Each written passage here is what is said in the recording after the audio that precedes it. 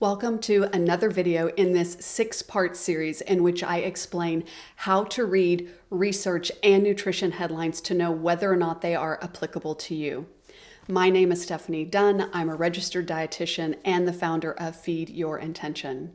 I guide women to nourish their wellness and reclaim their wholeness. I hope that when you complete watching the 6-part series, that you will really feel informed about why nutrition research isn't quite as cut and dried as we'd like to think it is, and how you can use the information as you achieve your optimal health and well-being. Now, one of the ways scientists try to understand what happens in the real world is with these observational or epidemiological studies. So unlike in an intervention study where the researchers actually intervene with one of the groups by providing a treatment of some kind, no specific treatment is provided in an observational study, such as the one that we just looked at. Rather, researchers typically look at data which was collected in the past to see if they can find patterns or correlations with particular health outcomes. In this way, they are able to look at data over a longer period of time because it is very expensive to do research studies. And the longer the research study lasts, the more expensive it is. And they're able to look at larger populations of people because there are a lot of accommodations that have to be made for research participants. So let's look at an example of an epidemiological study specifically. So in this study, linked at the bottom, they were trying to determine the best dietary pattern for perimenopause weight management. Now, this study used data from the Nurses' Health Study, the second cohort, which is a very common place for researchers to pull data because this database basically contains information for over 116,000 female registered nurses, and the data was collected between 1989 and 2019. So that is like 30 years of data that is collected and available for researchers to try to cull information about impacts from various choices that people make in their daily lives. For this particular study, they were looking for women in the 12 years surrounding menopause, to determine if they could identify the best dietary pattern for weight management during this time frame. So once they looked at all the data, they came out with approximately 38,000 nurses who fit this criteria, and they specifically looked at the 12 years surrounding menopause. And again, this data was collected over a 30-year period from 1989 to 2019. So the data that they pulled from the database was menopause status, weight change over 6 2-year intervals. So that was 3 2-year intervals before menopause and 3 2-year intervals after menopause. So for 6 years before menopause and for 6 years after, for that 12 years is when they were looking for weight changes. And they also pulled the food frequency questionnaires that these nurses had submitted. Now, this is all self-reported data about how frequently they consume various foods. So there was 130 foods in the list, and every few years, the nurses had to submit how frequently within a week, for example, they ate each of the foods in the list. So the researchers then took those 130 foods and they tried to correlate them with 12 different dietary patterns. And what I mean by that is like a plant-centric diet or the DASH diet or the Mediterranean diet, all of which you may or may not have heard of.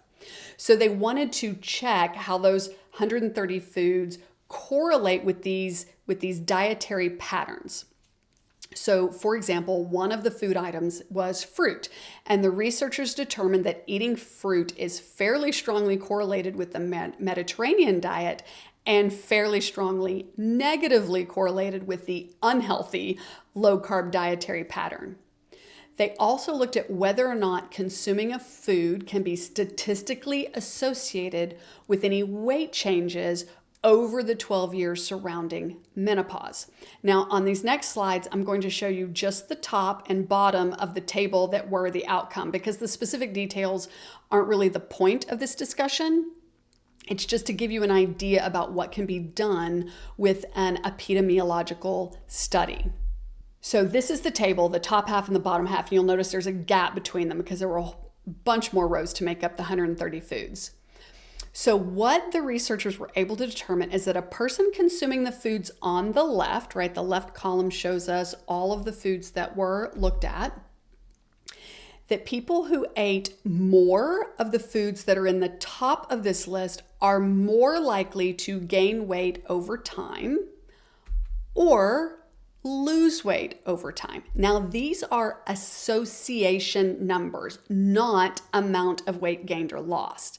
The association is relative to everything else on this entire list. In other words, consuming potatoes is as strongly associated with gaining weight as fruits are with losing weight. So potatoes have a 0.12 association with gaining weight, and fruits have a negative 0.12 association with gaining weight, meaning a person is more likely to lose weight when consuming fruits.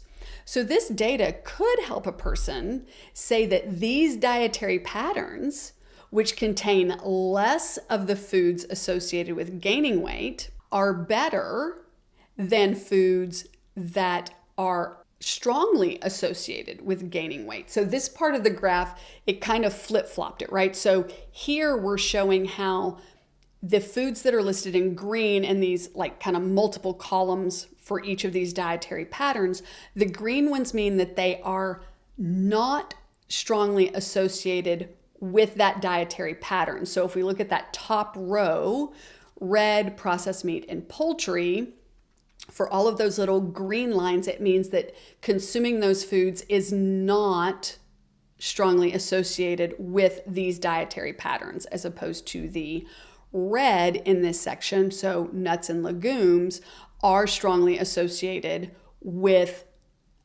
people who follow these particular dietary patterns. What this does not tell us, right? So it does tell us that these dietary patterns include these foods or do not include these foods that are associated with weight change. But what it does not tell us is how much the participants weighed at any time during the study. All they're talking about is whether or not their weight changed.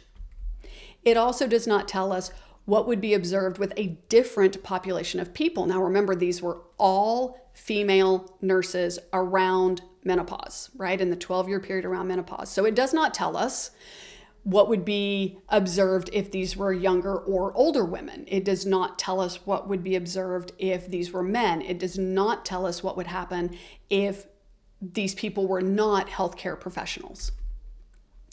These observations also do not tell us whether you, adopting a specific dietary pattern, will gain weight or lose weight during the menopause transition. It can only tell us an association between these foods, what the people experienced in this time frame, and how those foods are associated with different dietary patterns. It's not even to say that these people were specifically following a certain diet.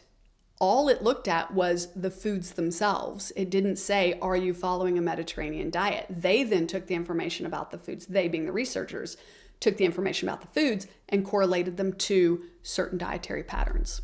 Epidemiological studies can give us information about what happens in the real world because they are covering typically a bigger population over a longer period of time, and there's no intervention happening. So people are simply living their lives and the data is being collected from that. So even though it can tell us that, like what's happening in the real world, it cannot tell us whether or not what we see caused the outcome, right? So it can correlate it for us, but it cannot tell us whether or not it's causation. So to bring this back to a more simple example, did you know that the sale of ice cream is highly correlated with the number of shark attacks. It's true. And the implication could be that the more ice cream that gets sold, the more likely it is that sharks will attack. But that is correlation. They are correlated. The real causation is that when it's summertime and it's hot outside, more people buy ice cream. And when it's summertime and it's hot outside, more people swim in the ocean. So they are more likely to be attacked by a shark. So two things can be correlated with each other and not cause one or the other, depending on which way you're looking at it. Maybe the more sharks that attack, the more people want to buy ice cream. I'm just kidding, of course. In the same way, this epidemiological study that we just looked at does not prove that eating red meat is the cause of weight gain. It can only tell us that people who ate red meat are also people who gained weight in this population of people. Let me rephrase that. People who were more likely to eat red meat were also the people who were more likely to experience a positive or an increase in weight during the study. But it can't tell us whether or not cutting out red meat or reducing red meat will cause us to lose weight if that's our goal. That being said, if I were a woman in perimenopause and I was trying to lose weight, I would certainly look at this data as a potential starting point because it's looking at women and it's looking at women in perimenopause. And so it can give me some indication about whether or not this data is applicable to me. Now, the next thing we have to talk about is how tricky research is, because humans live real lives. We are not rats living in cages where almost everything about our lives, from the food we eat to the environment we live in to the interactions we have with others, can be controlled, right? We are in a constantly changing, evolving body, internal environment, as well as external environment.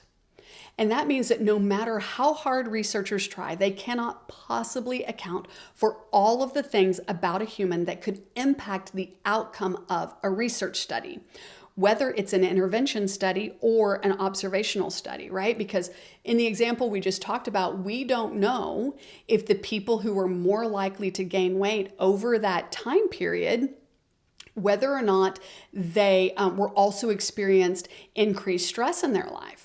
We don't know if any of the people were choosing to take hormone replacement therapy and whether or not that had an impact on the weight changes that were experienced over the course of that 12 years. There are lots of other things that can impact the outcome of a study, whether that's an intervention or simply what we're looking at over time. And those things are called confounding variables. I hope you found the information in this video helpful.